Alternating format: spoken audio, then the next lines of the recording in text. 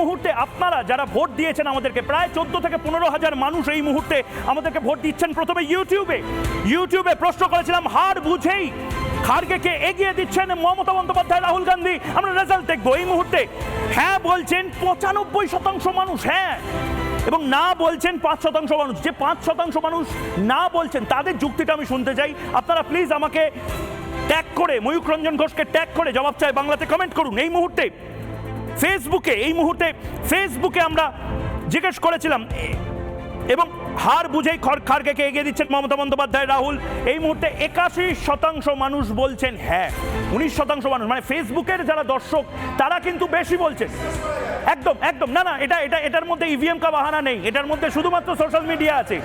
বেশ, এবং তার পাশাপাশি এক্স হ্যান্ডেল দেখে নিন না, এক্স হ্যান্ডেলে প্রচুর মানুষ কথাবার্তা বলেন, আপনাদের কংগ্রেস নেতারা টুইট করেন।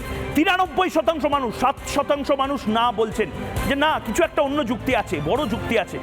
আমি ঝন্টু বড়াইকের কাছে যাব, একদম স্ট্রেট। ঝন্টু বড়াইক, মানুষের মধ্যেও একটা মনে হচ্ছে, মানে এটা একটা খুব বড় ধাক্কা। আমার ধারণা তৃণমূল কর্মীরা হজম করে নিচ্ছেন, কিন্তু দেখুন, আমরা প্রণব মুখার্জিকে পাইনি প্রধানমন্ত্রী হিসাবে, আমরা সোমনাথ চ্যাটার্জিকে পাইনি, আমরা জ্যোতি বসুকে পাইনি। মমতা বন্দ্যোপাধ্যায়কে প্রধানমন্ত্রীত্বের দাবিদার হিসাবে অন্তত আমরা দেখতে পারতাম। মমতা বন্দ্যোপাধ্যায়কে পর্যন্ত করা হলো না। প্রথমে মমতা ব্যানার্জিকে করা হলো না এই কথাটা উইথড্র করো। আচ্ছা, আমি প্রথমে বলি, আজ আমি ট্রেনে ফিরছিলাম, আলোচনা হচ্ছিল একটা রুমে, হু ডিফিট জেসিকা। কথাটা হচ্ছে, যেখানে ভারতবর্ষের এখন লিডার একজন দরকার, যে লিডার এমন হবে রোহিত শর্মার মতন হিট ব্যাটসম্যান হবেন এবং প্যাট কামিন্সের মতন টসে জিতে ফিল্ডিং নেওয়ার মতো যোগ্যতা রাখতে হবে। হ্যাঁ, সেখানে গিয়ে হারির হালটাই 5টা রাজ্যের নির্বাচনের পরে কিন্তু Congress and company including Mamata Banerjee বুঝে ফেলেছেন।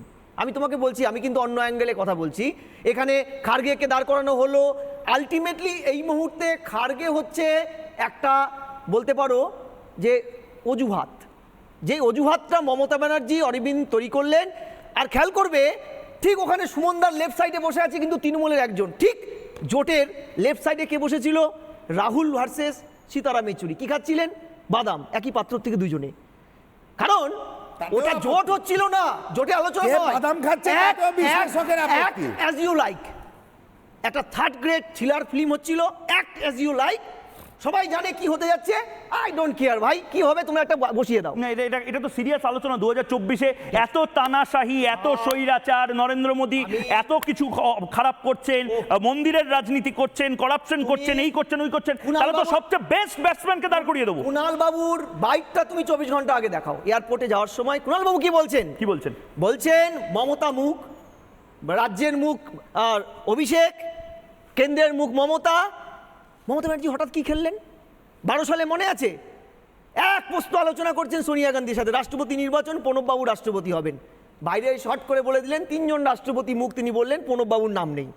পরে হারিলালটা বুঝতে পেরে কিছুদিন পরে কিন্তু প্রণববাবুকে সমর্থন করেছিলেন। অর্থাৎ যত্র দেশে যদাচার, এই মহিলার একটা বেসিক ট্রেন্ড শুধু নয়, উনি কিন্তু এই মুহূর্তে বুঝেছেন হারিলালটা কোথায় গিয়ে, যে তার লিডার হওয়ারও যোগ্যতা নেই। দাঁড়াবেন কোথায়? ধরো তৃণমূলের মমতা ব্যানার্জি মুখ নিয়ে যদি তুমি এই রাজ্যের বাইরে কোনো সীমায় ঝাড়খণ্ডে দাঁড় করো, বাঙালিদের মাঝখানে দাঁড় করাও না, একটা পঞ্চায়েত জিততে পারবে না। কারণ দুর্নীতি এমন কাটা, যে 2টো রাজ্যে কংগ্রেস হেরেছে দুর্নীতি কাটায়।